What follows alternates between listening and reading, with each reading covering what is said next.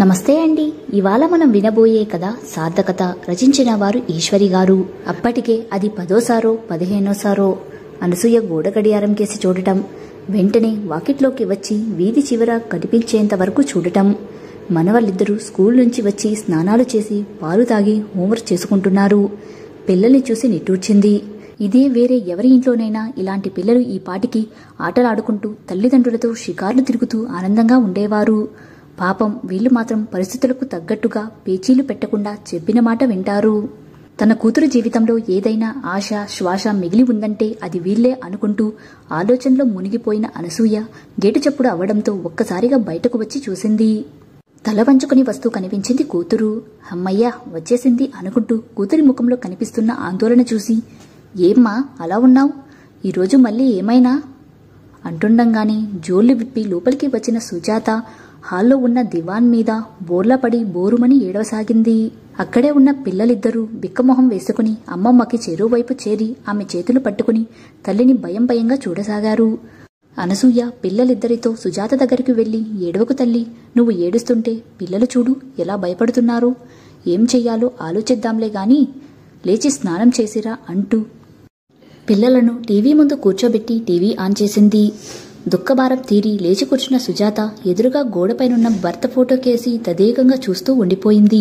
ఒక పక్క కూతురి స్థితి, మరొక పక్క పక్షవాతంతో మంచంలో ఉన్న భర్త. ఏం చెయ్యలేని తన నిస్సహాయత మీద తనకే కోపం వస్తుంది అనసూయకు. బ్యాంకులో పని పూర్తి చేసుకుని గబగబా రోడ్డుపైకి వచ్చింది సరస్వతి. ఖాళీ ఆటో ఏమైనా ఉంటే ఆపుదామని ప్రయత్నిస్తోంది, కానీ కనిపించడం లేదు. రఘు వస్తానంటే అనవసరంగా వద్దన్నాను అనుకుంటూ దగ్గరలో ఉన్న బస్టాప్ వైపు నడక సాగించింది. ఆ రోజు సరస్వతి స్నేహితురాలు కామేశ్వరి రిటైర్మెంట్ ఫంక్షన్ కి ఆఫీస్ నుంచి నేరుగా వెళ్లాలని అనుకుంది. కానీ ఆఫీస్లోనే ఆలస్యం అయిపోతుండటంతో ఇంటికే వెళ్లిపోవాలని నిశ్చయించుకుంది. కామేశ్వరి సరస్వతి ఇద్దరు హైస్కూల్ నుంచి మంచి స్నేహితులు. డిగ్రీ అవుతూనే ప్రభుత్వ పరీక్షలు రాసి గవర్నమెంట్ ఉద్యోగం తెచ్చుకుంది కామేశ్వరి. ఆ రోజు ఆఫీసర్ స్థాయిలో రిటైర్ అవుతోంది. సరస్వతి ఉద్యోగ ప్రయత్నాలు ఏమీ చేయక అమ్మా నాన్న చూసిన బ్యాంకు ఉద్యోగి సంబంధం ఒప్పుకుని పెళ్లి చేసుకుంది. దురదృష్టవశాత్తు పెళ్లైన 5 సంవత్సరాలకే హార్ట్అటాక్తో భర్త చనిపోవడంతో ఆ బాధ నుంచి కోలుకుని తన 3 సంవత్సరాల కొడుకు భవిష్యత్తు కోసం కాంపెన్సేటరీ గ్రౌండ్ మీద బ్యాంకులో చేరి ప్రమోషన్ పొంది ఆఫీసర్ స్థాయికి చేరింది. బస్టాప్ దగ్గరికి చేరిన సరస్వతి నిలబడే ఓపిక లేక అక్కడున్న కూర్చీలో కూలబడింది. ఆ బస్టాప్లోనే కొంచెం దూరంలో చీకట్లో ఎవరో ఇద్దరు వాదులాడుకుంటున్నారు. వాళ్ళ గొంతులను బట్టి ఒకరు ఆడ, ఇంకొకరు మగ అని అర్థమైంది. వాళ్ళని పరీక్షగా చూసింది సరస్వతి. చలికాలం కావడంతో ఆ ఇద్దరు స్వెటర్లు వేసుకుని ఉన్నారు. అందులో ఒకరు మంకీ క్యాప్ పెట్టుకోవడంతో మొహాలు సరిగ్గా కనిపించడం లేదు. అప్పుడప్పుడు నెమ్మదిగా మాట్లాడుకుంటూ అంతలోనే గొంతు పెంచి అరుచుకుంటున్నారు. వాళ్ళ వాదనా స్థాయి క్రమంగా పెరుగుతోంది. అప్పుడప్పుడు చుట్టూ చూసుకుంటున్నారు. సరస్వతి వచ్చి బస్టాప్లో కూర్చోవడం ఆ మస్క వెలుతురులో వాళ్ళు గమనించినట్లు లేదు. అమ్మాయి అనుకుంటా ఏడుస్తూ బతిమలాడుతుంది. ప్లీజ్ నన్ను వదిలే, నాకు చాలా బాధ్యతలున్నాయి అంటూ. ఈ అమ్మాయిలు ఎందుకిలా అబ్బాయిలకు అవకాశం ఇస్తున్నారు? అసలు ఈ ఇద్దరూ ఎవరు? ఎందుకు పోట్లాడుకుంటున్నారు? తను మధ్యలో వెళ్లి ఏమడగలదు అనుకుంటూ తన బస్ సంగతి మర్చిపోయి వాళ్ళనే చూడసాగింది సరస్వతి. ఇంతలో ఆ అమ్మాయి అతనికేదో చెప్పి వెళ్లిపోవడానికంటూ 4 అడుగులు వేసింది సరస్వతి ఉన్నవైపు. ఆమె వెనకే వస్తూ అతని జోబులో నుంచి ఏదో వస్తువు తీసి ఆ అమ్మాయి మీద దాడి చేయబోయాడు. అది గ్రహించిన సరస్వతి దిగ్గున లేచి తనకు దగ్గరగా వచ్చి ఆ అమ్మాయిని పక్కకు తోసేసింది.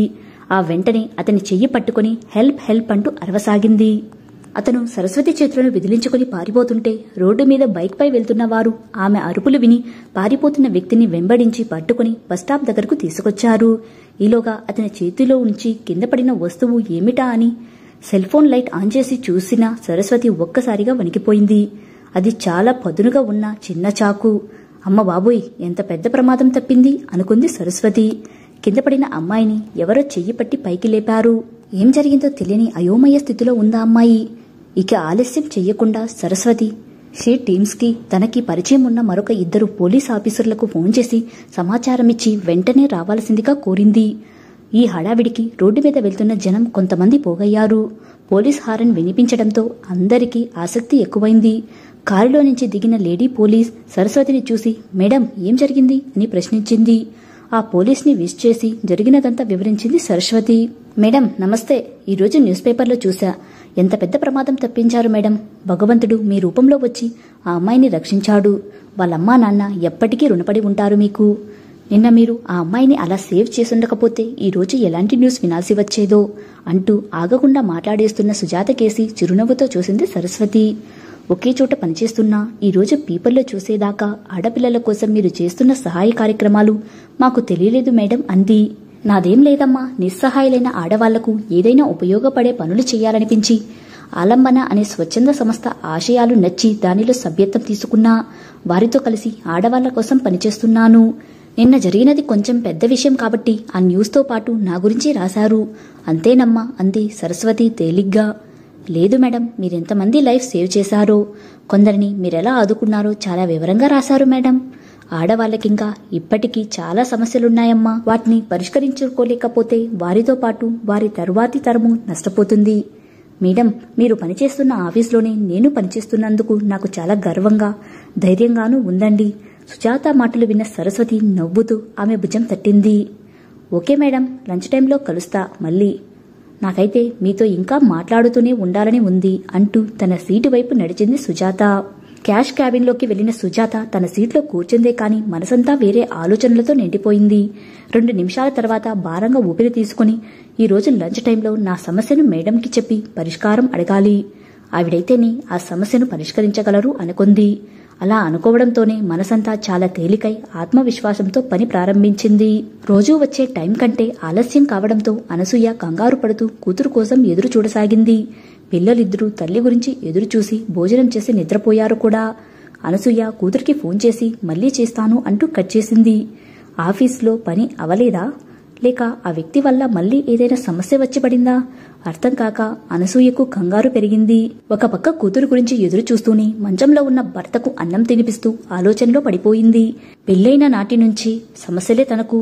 భర్తది గవర్నమెంట్ ఉద్యోగమని ఎక్కువ కట్నం ఇచ్చి పెళ్లి చేశారు. అతనికి లేని దురలవాటు లేదని తెలుసుకునేసరికి పిల్ల కడుపున పడింది. కూతురి పెంపకం ఒక పక్క, భర్తని ఎలాగైనా మార్చుకోవాలి అనే తపన ఇంకో పక్క. మానసికంగా శారీరకంగా తనతో తాను చాలా యుద్ధం చేయాల్సిన పరిస్థితి ముందుంచింది. వయసు మీద పడడంతో భర్తలో వచ్చిన మార్పుకు ఆనందపడుతూ కూతురి పెళ్లి జరిపించింది. అల్లుడు కూడా తన భర్త పనిచేసే బ్యాంకులోని పనిచేస్తుండేవాడు. చాలా బుద్ధిమంతుడు. ఇంకా అన్నీ మంచి రోజులే అనుకునేంతలో భర్తకు పక్షవాతం రావడం, అల్లుడు యాక్సిడెంట్లో చనిపోవడంతో మళ్లీ జీవితాలన్నీ చీకట్లోకి వెళ్లిపోయాయి. సుజాతకు అల్లుడు ఉద్యోగం ఇవ్వడంతో మనసును రాయి చేసుకుని చేరింది. ఈ సమస్యలు చాలావన్నట్లు తన ఆఫీసులోని పనిచేస్తున్న వ్యక్తి నుంచి వేధింపులు. సుజాతకు మనసు భారమైపోయి నిట్టూర్చింది అనసూయ. గేటు తీసిన చప్పుడవ్వడంతో ఒక్క ఉదుటున గదిలో నుంచి హాల్లోకి వచ్చింది అనసూయ. సుజాతతో పాటు వేరే ఆవిడ ఎవరో లోపలికి వస్తూ కనిపించారు. అమ్మా, ఈవిడ సరస్వతి గారు, పొద్దున్న పేపర్లో చూపించాను కదా అంటూ పరిచయం చేసింది సుజాత హాల్లోకి వస్తూనే. నమస్తే, రండి రండి కూర్చోండి అంది అనసూయ సోఫా చూపిస్తూ. ఎప్పుడూ దిగులుగా ఉండే కూతురు మొదటిసారిగా హుషారుగా మాట్లాడడం ఆశ్చర్యమనిపించింది అనసూయకు. అమ్మా, టైం లేదు, మేడం గేట్ దగ్గర నుంచే వెళ్లిపోవాలంటుంటే ఒకసారి నీకు పరిచయం చేయాలని లోపలికి రమ్మన్నాను అంటూ ఒక్క క్షణం ఆగి, అమ్మా, నా ప్రాబ్లం మేడంకి చెప్పాను.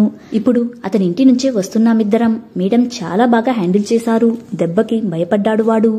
పరువు పోతుందని చచ్చినట్టు కాళ్లబేరానికి వచ్చాడు. రేపటి నుంచి ఆఫీస్కి లీవ్ పెట్టేస్తానన్నాడు. వేరే ఊరికి ట్రాన్స్ఫర్ పెట్టుకుని పోతానన్నాడు. అమ్మా, మేడం అండగా ఉన్నారు. ఇకే సమస్యనైనా ధైర్యంగా ఫేస్ చేస్తానమ్మా ఉద్వేగంతో చెప్పింది సుజాత. చాలా థ్యాంక్స్ సరస్వతి గారు. మీలాంటి వారు మనుషుల రూపంలో తిరిగే దేవతలు. కళ్ళలో నీళ్లు తిరుగుతుండగా సరస్వతి చేతులు పట్టుకుని అంది అనసూయ. అయ్యో, అంత మాట అనకండి. మనిషికి మనిషి సాయం అంతే. సుజాత బాగా సెన్సిటివ్. తన వెనుక ఎవ్వరూ లేరనుకుని వేధించసాగాడు. నేను వెళ్లేసరికి ఉద్యోగం పోతుందని భయపడ్డాడు అంది సరస్వతి.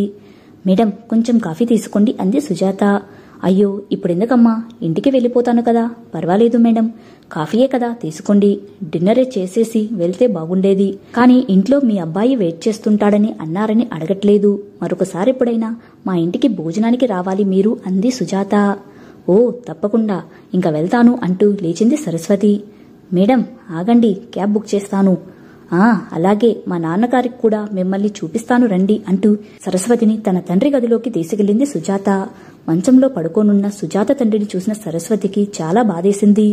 కాలు చేయి చచ్చుబడిపోయి మూతి వంకరైపోయి శూన్యంలోకి చూస్తున్నట్టు రూఫ్ కేసి చూస్తూ పడుకున్న అతడిని జాలిగా చూసింది సరస్వతి. నాన్న అంటూ పిలిచి అతనికి దగ్గరగా వెళ్లి, ఈవిడ సరస్వతి గారు, మా బ్యాంకులోనే పనిచేస్తున్నారు. ఈరోజు నాకు చాలా సాయం చేశారు. నన్ను ఇంటి దగ్గర దింపి వెళదామని వచ్చారు అని చెప్పింది సుజాత. ఆయన పైకప్పు నుంచి తన చూపును అతి కష్టం మీద సుజాత వైపు, తర్వాత నెమ్మదిగా సరస్వతి వైపు సారించాడు. మేడం, మా నాన్న కూడా మన బ్యాంకులోనే చేశారు అన్నది సుజాత. హా, అలాగా అంటూ అతడికేసి ఎక్కువసేపు చూడలేక అక్కడి అల్మారాలు సర్దిన ఫోటోలకేసి చూడసాగింది సరస్వతి. సుజాత వాళ్ళ పెళ్లి ఫోటో చూసి ఎంత చక్కగా ఉందో జంట, భగవంతుడికెంత ఈష పుట్టిందో ఏమో, వీళ్ళనిలా విడదీసేశాడు అని మనసులో అనుకుంటూ పక్కనున్న ఫోటో చూసింది. అది కొంచెం పాత ఫోటో. సుజాత తల్లి తండ్రి అయి ఉంటారు. సుజాత తల్లి అప్పుడెంత అందంగా ఉందో, ఆవిడే ఈవిడ అంటే నమ్మేలా లేదు అని మనసులో అనుకుంటుండగా సరస్వతి చూపులను గమనించిన సుజాత, అది అమ్మా నాన్నది, అప్పుడు నేను అమ్మ కడుపులో ఉన్నానట అంది నవ్వుతూ. సరస్వతి కూడా సుజాత కేసి చూసి నవ్వి మళ్లీ ఆ ఫోటో వైపు చూసింది. ఈసారి ఆ ఫోటోలో ఉన్న మగ వ్యక్తిని చూసి ఉలిక్కిపడింది. ఇంకా పరీక్షగా చూసింది. ఫోటోకేసి మంచంలో ఉన్న వ్యక్తికేసి మార్చి మార్చి చూడసాగింది. అతడు నిర్జీవమైన కళ్ళతో సరస్వతి వైపు చూస్తున్నాడు. అతడి కంటి చివర చిన్న కారుతున్న కన్నీటి సుజాత తుడవసాగింది. ఒక్కసారిగా నేను వెళ్తున్నానమ్మా అంటూ వేగంగా ఆ గది నుంచి బయటకు వచ్చేసింది సరస్వతి. మేడం ఉండండి, క్యాబ్ బుక్ చేస్తాను అని సుజాత అంటుండగానే, వద్దమ్మా, నేను ఆటోలో వెళ్ళిపోతాను అని బదులిస్తూ, వెళ్ళొస్తానండి అంటూ అనసూయకు చెప్పి పరుగులాంటి నడకతో బయటకు వచ్చి అటువైపుగా వెళ్తున్న ఆటోను ఆపి ఎక్కేసింది సరస్వతి. చాలా థ్యాంక్స్ మేడం అంటూ సుజాత ఇంకేదో గట్టిగా చెప్తుండగానే ఆటో బయలుదేరిపోయింది. సరస్వతికి చాలా అసహనంగా ఉంది. ఒంటరైన తనని వేధించి మానసిక క్షోభకు గురిచేసిన వ్యక్తి కూతురు గురించా తను ఆలోచించింది. భర్త పోయిన దుఃఖంలో తానుండి ముక్తి కోసం తనకిచ్చిన భర్త ఉద్యోగాన్ని చేసుకుంటుంటే వెకిలి మాటలతో వేధించాడు. ఆ చిన్న వయసులో ఇతడి ఆగడాలు భరించలేక డిప్రెషన్లోకి వెళ్లిపోయి అనారోగ్యం పాలైంది. తన దూరపు బంధువు పోలీస్ డిపార్ట్మెంట్లో పనిచేస్తుంటే అతని సాయంతో ఆ సమస్య నుండి బయటపడింది. పాత జ్ఞాపకాలతో గుండె బరవెక్కసాగింది. తనను పెట్టిన బాధకి ఈరోజు అతనికింత అనుభవిస్తున్నాడు. తప్పు చేసింది. అమ్మాయి సమస్యలో ఉన్నాను అన్న వెంటనే పరుగెత్తింది. ఈ అమ్మాయి ఎవరో ఏమిటో తెలుసుకోకుండా. మేడం, ఎటు వెళ్లాలో చెప్పండి అన్న డ్రైవర్ మాటలకి ఆలోచన నుండి బయటపడి తన ఇంటి దారి చూపింది. ఇంటి దగ్గర ఆటో ఆగుతూనే రఘు బయటకు వచ్చాడు. వచ్చావా? ఇంకా రాకపోయేసరికి నేనే బయలుదేరి వద్దామనుకుంటున్నా అంటూ సరస్వతి వాలకాన్ని గమనించి, అన్ని పనులతో బాగా స్ట్రెయిన్ అయిపోతున్నట్టున్నావమ్మా అన్నాడు. అదేం లేదురా, పద లోపలికి, తొందరగా వంట చేస్తాను, ఇప్పటికే లేట్ అయింది అంది లోపలికి నడుస్తూ సరస్వతి. అమ్మా, అన్నీ సిద్ధం చేసేశాను, నువ్వు ఫ్రెష్ అయిరా, ఈలోపు భోజనం వడ్డించేస్తాను అన్నాడు రఘు. ఆ మాటలతో తేలికపడిన మనసుతో స్నానానికి వెళ్ళింది సరస్వతి. అన్నట్టుగానే తను ఫ్రెష్ అయి వచ్చేసరికి డైనింగ్ టేబుల్ మీద అన్నీ సిద్ధం చేసి పెట్టాడు. కబుర్లు చెప్పుకుంటూ భోజనం చేయసాగారిద్దరూ. అమ్మా, నిన్న ఆంటీ రిటైర్మెంట్ ఫంక్షన్ విశేషాలేవి? నీకు చెప్పనేలేదు అన్నాడు కూర కలుపుకుంటూ. అవును కదా, చెప్పు, ఎలా జరిగిందో అడిగింది నోట్లో ముద్ద పెట్టుకుంటూ. ఎంత బాగా మాట్లాడారో ఆంటీ. ఆవిడ చేసిన వర్క్లో చిన్న మిస్టేక్ కూడా పట్టుకోలేరట ఎవరు. లెక్కలు ఖచ్చితంగా చేస్తారట. ఆవిడ వర్క్ చేశారంటే 5 ఆఫీసర్స్ కళ్ళు మూసుకుని ఫైల్ ప్రపోజ్ చేసేయచ్చట. అందరూ ఆవిడనే తెగ పొగిడారు తెలుసా? అవునురా, చిన్నప్పుడు అంతే, చాలా బాగా చదివేది, ఎప్పుడూ క్లాస్ ఫస్టే. సరస్వతి ఆవిడ మాట్లాడుతూ అదే చెప్పారు. బాగా చదివి ఇంజనీరింగ్ అవ్వాలనుకునేవారట. కానీ ఇంటర్లో 90 మార్కులు వస్తాయనుకున్న పేపర్లో 9 మార్కులు వచ్చాయట. ఈవిడ బాగా చదువుతుందని తెలిసిన వాళ్ళు రీకౌంటింగ్కి అప్లై చేసుకో అన్నారట. కానీ డబ్బులు లేక చేసుకోలేకపోయారట. అప్పట్లో ఆడపిల్లలం అందరం ఆర్ట్స్ గ్రూపులోనే చేరేవాళ్ళం. కానీ తను మాత్రం పట్టుబట్టి సైన్స్ గ్రూప్ తీసుకుంది. ఇంజనీరింగ్ చదవలేకపోయానని అప్పట్లో బాధపడేది. కానీ ఇప్పుడు ఆవిడ మంచికే అలా జరిగిందన్నారమ్మా అంతా. 90 మార్కుల ప్లేసులో 9 మార్కులు పడడం వల్ల తనలా ఎవరూ బాధపడకూడదని తన ఉద్యోగంలో లెక్కలు నిక్కచ్చిగా చూసేవారట. పైగా తాను ఇంజనీరింగ్ కాలేకపోయినా ప్రాజెక్ట్ వర్క్స్ నిమిత్తం తన చేతుల మీదుగా ఇంజనీరింగ్ అమౌంట్ రిలీజ్ చేసేవారట. 90 మార్కుల స్థానంలో 9 మార్కులు వేసి భగవంతుడు నేను చెయ్యాల్సిన పనిని బోధించాడు అనిపిస్తుందని చెప్పారమ్మా. ఎంత పాజిటివ్గా ఆలోచించారు. రఘు మాటలకు తలూపుతూ భోజనం చేస్తున్న సరస్వతి తనకు ఏదో హితబోధం జరిగినట్టు అలా ఉండిపోయింది. భోజనం ముగించిన రఘు ఏదో ఫోన్ రావడంతో తన గదిలోకి వెళ్లిపోయాడు. నా చేత కూడా సమాజానికి మేలు చేయించాలని ఆ రోజు తనకి అలాంటి క్లిష్ట పరిస్థితులు ఎదురయ్యేలా చేశాడేమో భగవంతుడు. ఈనాడు తను చేసే చిన్ని సాయంతో ఎంతో మంది మొహాల్లో చిరునవ్వులు చూస్తున్నాను. నా జన్మకో సార్థకత కోసమే ఆ సంఘటన జరిగి ఉంటుంది. పాపం ఇందులో సుజాత తప్పేముంది? తనను అనవసరంగా తిట్టుకుంది సుజాతకు చేసిన సాయానికి. తను సాటి మహిళ కదా, చాలా తప్పుగా ఆలోచించింది. అతను చేసిన పాపానికి మంచాన పడి అనుభవిస్తూనే ఉన్నాడు. సుజాత తండ్రి ఫోటో చూసి అసహ్యంతో వచ్చేసింది అక్కడి నుంచి. ఆ అమ్మాయి ఏమనుకుందో అనుకుంటూ ఫోన్ తీసుకుని సుజాతకి రింగ్ చేసింది. రెండో రింగుకే అవతల ఫోన్ ఎత్తినా చాలా గోలగా వినిపిస్తోంది. ఒక్కసారిగా భయం వేసింది సరస్వతికి. తన ముందు తప్పైపోయిందని చెప్పిన అతను ఆ తర్వాత సుజాత ఇంటికి వచ్చి ఏమైనా గొడవ చేస్తున్నాడా? లాభం లేదు, అవసరమైతే పోలీస్ హెల్ప్ తీసుకోవాలి అనుకుంటున్నంతలో హలో మేడం అంటూ నీరసంగా వినిపించింది సుజాత గొంతు. ఏమ్మా, ఏం జరిగింది? మేడం, మీరు వెళ్ళాక ఏమైంది? గోడ మీద 2 చేతులు జోడించి నమస్కరించి ఉన్న బొమ్మ వైపు చూపించాడు నాన్న. మీరుండగానే కళ్ళల్లో నీళ్లు వచ్చాయి. అతి కష్టం మీద మీరు వెళ్లిన వైపు చూపిస్తూ దండం పెట్టడానికి ట్రై చేస్తూ ప్రాణాలు వదిలేశారు మేడం. నేను అమ్మ నా సమస్య గురించి కూడా ఆయనకు ఏమీ చెప్పలేదు. మేమిప్పుడు మా ఊరు వెళ్ళిపోతున్నాం మేడం, దుఃఖవరమైన గొంతుతో చెప్పింది సుజాత. అయ్యయ్యో, ఎంత పని జరిగింది. అమౌంట్ కానీ ఏదైనా హెల్ప్ కానీ కావాలంటే చెప్పమ్మా. తప్పకుండా మేడం, ఊళ్ళో మా పెదనాన్నగారు వాళ్ళున్నారు, అక్కడికి వెళ్ళిపోతున్నాం. ఇక్కడ మా బంధువులు కొందరు వచ్చారు. బ్యాంకుకి 15 రోజులు సెలవు అప్లై చేస్తాను. మీరు కూడా ఒకసారి మేనేజర్ గారికి చెప్పండి. ఉంటాను మేడం. సరస్వతి ఫోన్ పెట్టేసి భారంగా నిట్టూర్చింది. పశ్చాత్తాపపడిన జీవుడికి విముక్తి కలిగింది అనుకుంటూ. కథ సమాప్తం. ఈ కథపై మీ అభిప్రాయాన్ని కమెంట్ రూపంలో తెలియచేయండి. మరో మంచి కథతో మళ్ళీ కలుద్దాం. Thank you.